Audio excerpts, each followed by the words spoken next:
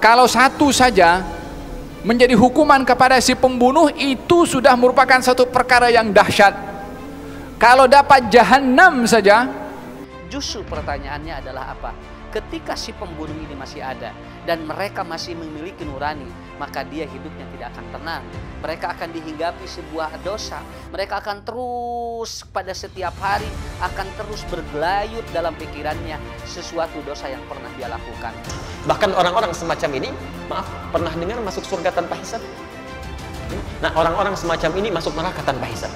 Bahkan makhluk-makhluk yang di langit semuanya bersatu untuk membunuh seorang muslim, akan Allah masukkan semua dalam neraka jahanam tanpa alasan yang benar menurut syariat agama Allah. Maka itu seolah-olah dia membunuh seluruh manusia yang ada di bumi ini. Bagaimana kalau anakmu yang dibunuh orang? Bagaimana kalau bapakmu yang dibunuh orang?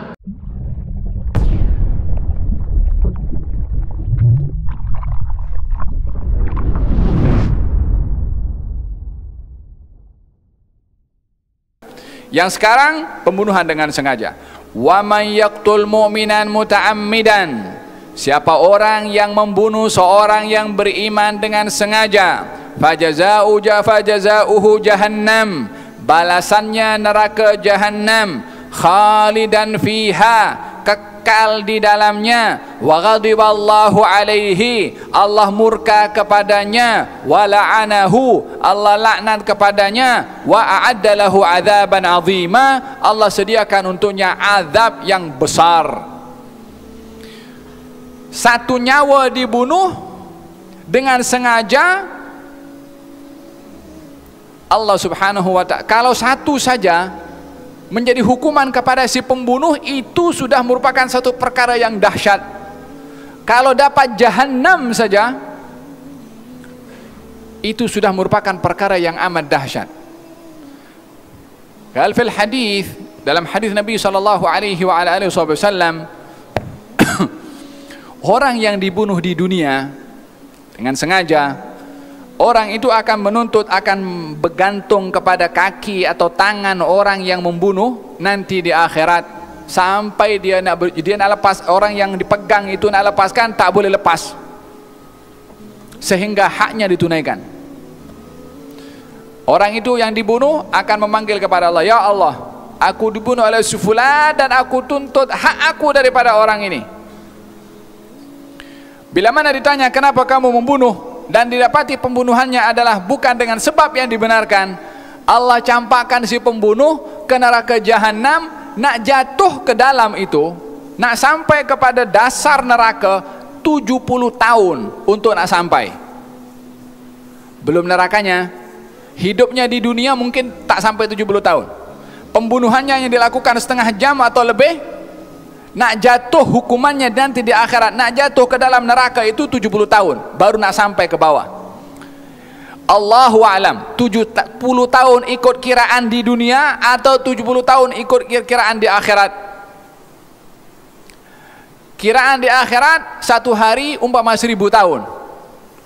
Allahu a'lam maksud Nabi yang mana satu, tapi 70 tahun nak memberitahukan dahsyatnya, bahayanya daripada orang membunuh kepada orang yang beriman. Yang zaman kita sekarang,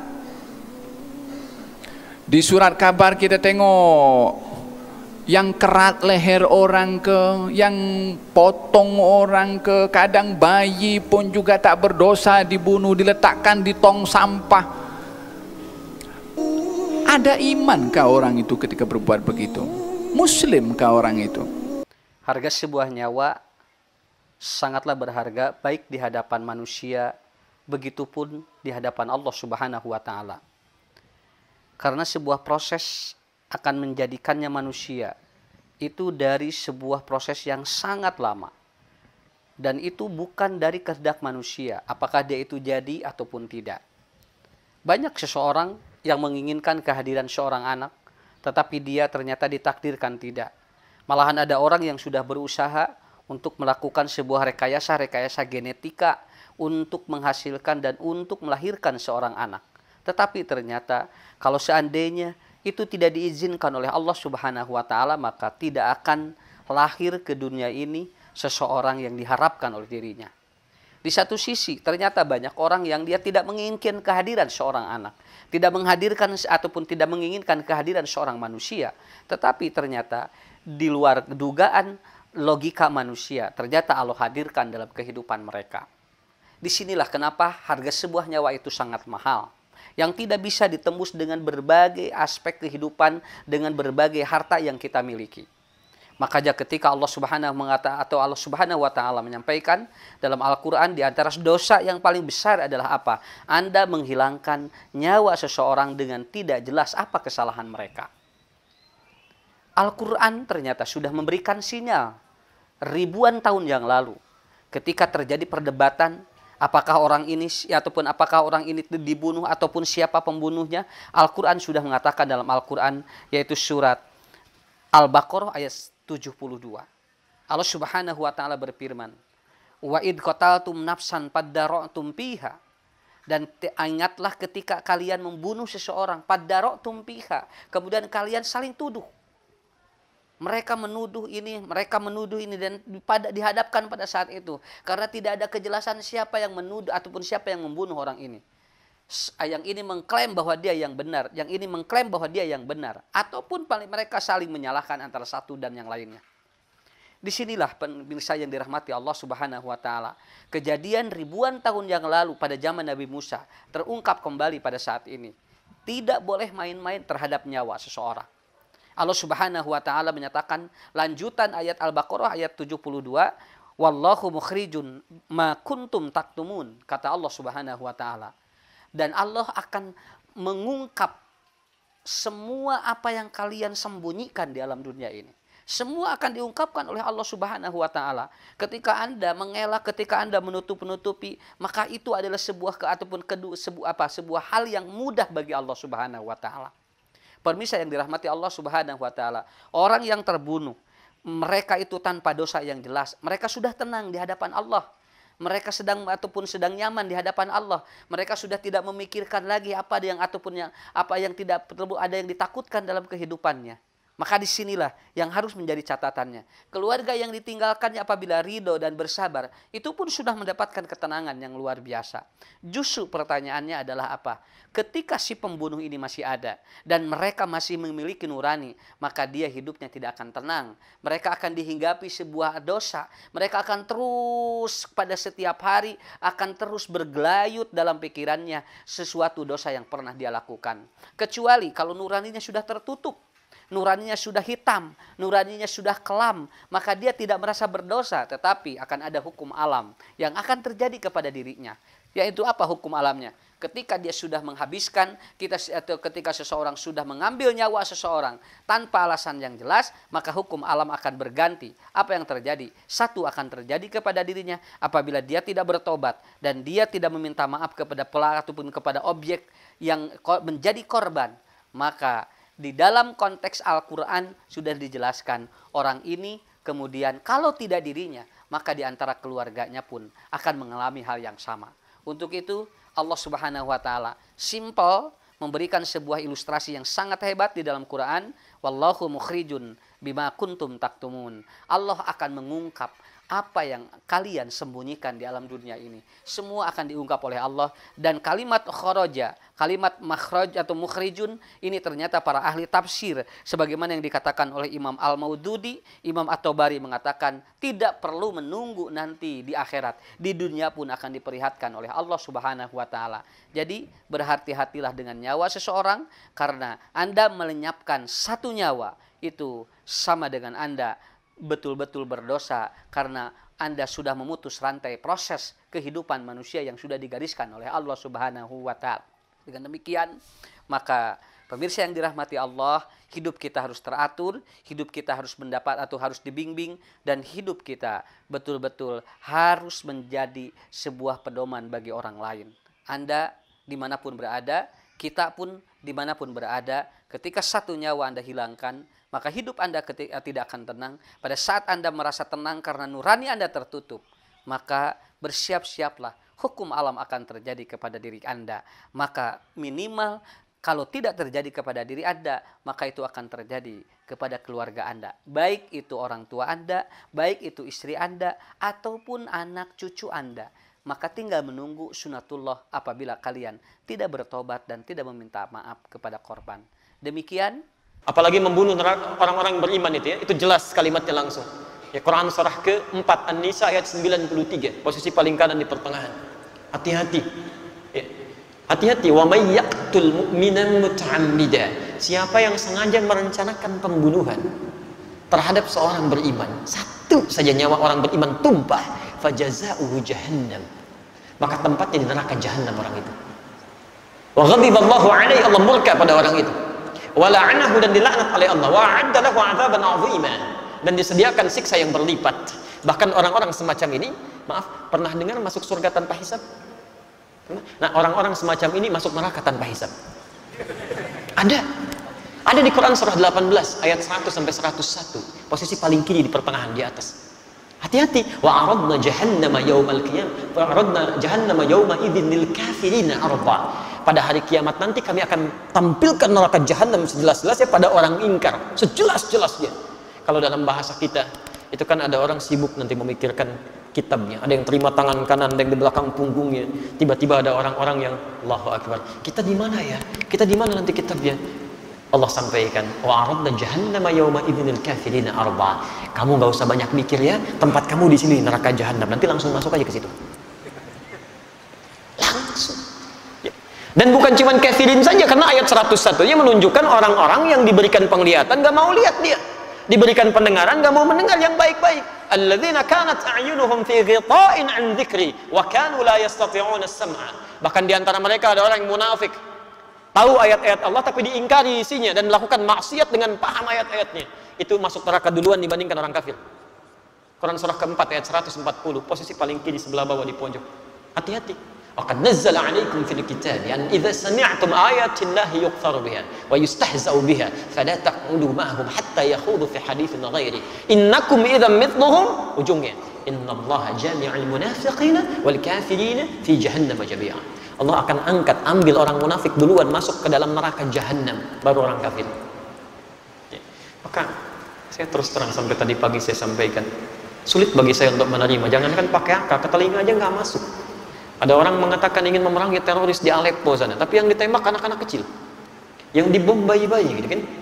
Ada perempuan-perempuan yang direnggut kehormatannya, ada orang tua yang dilecehkan kehidupannya, taruhannya dengan nyawanya, gitu. Antum masih enak sekarang, sholatnya nyaman di masjid. Orang-orang sana jangankan masjidnya, mau keluar saja nyawa taruhannya. Ya, tapi yang ditembak tuh anak-anak kecil, yang bahkan Nabi pun melarangnya. Bagaimana Anda bisa mengatakan memerangi sesuatu karena jihad, tapi yang dihancurkan itu adalah sesuatu yang dilarang Nabi? Ada yang salah di situ. Kalau orang paham sampai dengan ayat ini saja, mustahil dia bisa melukai saudaranya. Demi Allah saya katakan mustahil, mustahil. Termasuk di kita. Ya. Jadi nggak bisa, ini masjidnya Al-Jihad. Ya. Wah, ini sekarang ada banyak dikumandangkan jihad, tapi dengan cara yang tidak benar, gitu ya. Allahu a'lam. Kalau benar mempraktekkan, kita luruskan ya cara yang dilakukan. Tapi kalau ada isu-isu yang ditampilkan, kita pun benarkan caranya. Jihad itu bukan tembak orang, bukan lukai orang. Jihad itu membela izzah Islam saat memang keadaannya terancam untuk dibela dan ditegakkan. Itu jihad namanya. Ya. Antum diambil mobilnya, antum pertahankan. Masa mau diambil imannya diam saja? Aji jihad itu di situ. Kalau ada yang melukai, kita pertahankan. Ada yang mempersoalkan, kita pertahankan. Dan kalau orang mempersoalkan dengan ilmu, kita balas dengan ilmu. Jihad pengetahuan. Kalau melukai fisik, kita pertahankan dengan fisik. Saya pernah di Lampung ditanya itu, Ustaz, apakah bom di Jalan Tamrin termasuk jihad fisabilillah? Saya bilang, Pak, setahu saya jihad fisabilillah itu jihad di jalan Allah, bukan di Jalan Tamrin. Ada kaidah di situ, nggak bisa. Sekarang kan cukup ramai gitu ya, muncul ini, muncul itu. Kemarin ada bom panci, ya luar biasa. Pelakunya ibu-ibu, konon kabarnya demikian. Tapi memang luar biasa itu tuh. Amerika punya bom 7,2 ton, radiusnya 150 meter. Rusia punya bom 8,2 ton, daya jangkaunya 300 meter. Bom panci 3 kilo, 300 meter gitu. Ini siapa orang ini? Ya, orang mana sebetulnya gitu kan? Kalau salah itu pemahamannya harus diluruskan, tuh kan? Kalau isu-isu berkembang ya kita doakan supaya lebih baik lagi ya. Tidak ada alasan pun dalam syariat Islam untuk menghalalkan pembunuhan, apalagi yang dibunuh orang-orang yang sudah berkata asyhadu an la ilaha illallah wa asyhadu anna Muhammadar Rasulullah. Rasulullah sallallahu alaihi wasallam mengingatkan kita, lebih baik bagi Allah kehancuran Al-Ka'bah, batunya satu demi satu, itu lebih ringan diterima Allah daripada tumbahan darah seorang Muslim. Bahkan di hadis yang lain, kalau ada manusia semua yang di bumi, bahkan makhluk-makhluk yang di langit, semuanya bersatu untuk membunuh seorang Muslim, akan Allah masukkan semua dalam neraka Jahannam. Begitu luar biasa mulianya darahnya orang Muslim. Ancaman Allah Subhanahu wa taala kepada orang-orang yang sengaja membunuh seorang muslim dan atau mendatangkan mudarat, menimpakan bahaya kepadanya. Ma'asyiral muslimin yang dirahmati Allah Subhanahu wa taala, nyawa adalah merupakan karunia Allah Subhanahu wa taala yang sangat amat berharga. Karunia ini ma'asyiral muslimin wajib untuk dipelihara, dilindungi dan dijaga di dalam syariat agama kita. Dan ketahuilah bahwa tidak ada agama, tidak ada syariat, tidak ada undang-undang dan peraturan yang melindungi, menjaga dan melestarikan kehidupan nyawa sebaik daripada agama Islam, sesempurna daripada syariat dan perundang-undangan aturan yang terdapat dalam agama Islam. Begitu istimewanya ma'asyiral muslimin, begitu bernilainya ma'asyiral muslimin nyawa dalam pandangan syariat agama Islam, sehingga menghilangkan satu nyawa saja itu dianggap ma'asyiral muslimin seperti membunuh seluruh manusia yang ada di bumi. Dalam surah Al-Maidah ayat yang ke-32, Allah Subhanahu wa taala berfirman, "Wa min ajli dzalika katabna 'ala bani Israila annahu man qatala nafsan bighairi nafsin aw fasadin fil ardh faka'annama qatalan nasa jami'a." Demikianlah kata Allah, kami telah menetapkan kepada Bani Israel, ingat ketetapan ini semenjak Bani Israel dahulu kala, bahwasanya siapa yang membunuh satu jiwa tanpa alasan yang benar menurut syariat agama Allah, maka itu seolah-olah dia membunuh seluruh manusia yang ada di bumi ini. Begitu berharga dan bernilainya nyawa ma'asyiral muslimin dalam pandangan syariat Islam. Wa man ahyaha faka'annama ahyan nasa jami'a. Dan barang siapa yang berupaya melindungi, menjaga kehidupan satu nyawa, maka itu sama saja dia telah melindungi kehidupan seluruh nyawa manusia yang ada di muka bumi ini. Ma'asyiral muslimin yang dirahmati Allah Subhanahu wa taala,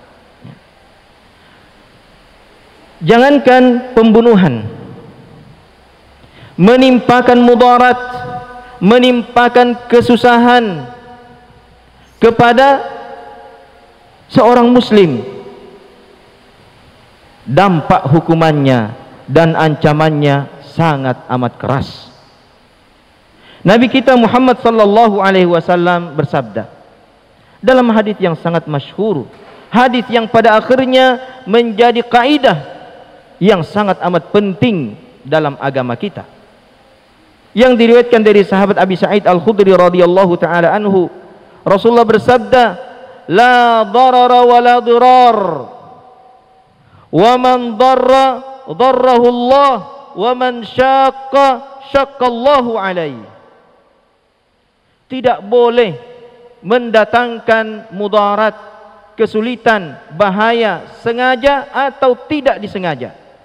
Dan barang siapa yang sengaja menimpakan kesulitan kepada orang lain, maka Allah akan menimpakan kesulitan kepadanya. Dan barang siapa yang menyusahkan orang lain, maka Allah pun akan membalas orang itu dengan menimpakan kesusahan pada dirinya. Wan nafsu bin nafsi, nyawa dibalas nyawa. Apa itu? Orang yang membunuh. Man qatala nafsan bighairi nafsin faka'annama qatalan nasa jami'a. Siapa yang membunuh satu orang, maka dia seakan-akan sudah membunuh semua orang. Begitulah Islam memandang. Hadhihi ummatukum ummatan wahidah. Ini umat yang satu. Banyak orang menganggap hukuman mati ini tidak manusiawi, karena kata dia menghilangkan nyawa. Yang dilihatnya orang yang dihukum mati, dia tidak berpikir bagaimana menjadi korban dari si pelaku ini. Bagaimana perasaan kamu ngomong atas nama HAM, human right, hak asasi manusia, itu kan karena engkau membela orang. Bagaimana kalau anakmu yang dibunuh orang? Bagaimana kalau bapakmu yang dibunuh orang? Apakah sama ucapanmu ketika menjadi pembela terdakwa tertuduh dengan menjadi orang yang korban? Maka tentu tak sama. Oleh sebab itu Islam ini tidak ikut perasaan. Karena kalau ikut perasaan, like and dislike, suka dan tak suka. Kalau sudah suka, semua orang baik walaupun salah. Kalau sudah benci, semua orang salah walaupun benar. Maka Islam memberikan patokan, dia boleh benar, bisa jadi salah. Nah, dalam hal ini kemana kita kembali? Fa in tanaza'tum fi syai'in, kalau kau bersilang pendapat dalam satu masalah, yang ini mengatakan mesti hukum mati karena sakit hati, yang ini mengatakan jangan hukum mati karena dia juga manusia, balik ke hukum Allah Subhanahu wa taala. Fa in tanaza'tum fi syai'in, kalau kalian bersilang pendapat dalam satu masalah, farudduhu ilallah, balikkan kepada hukum Allah. Tengok Al-Quran. Wa ilar rasul, balikkan kepada Rasul. Lihat sunnah Nabi Muhammad sallallahu alaihi wasallam. Nih sunnah yang kita kaji malam ini, an-nafsu bin nafsi, bunuh balas bunuh.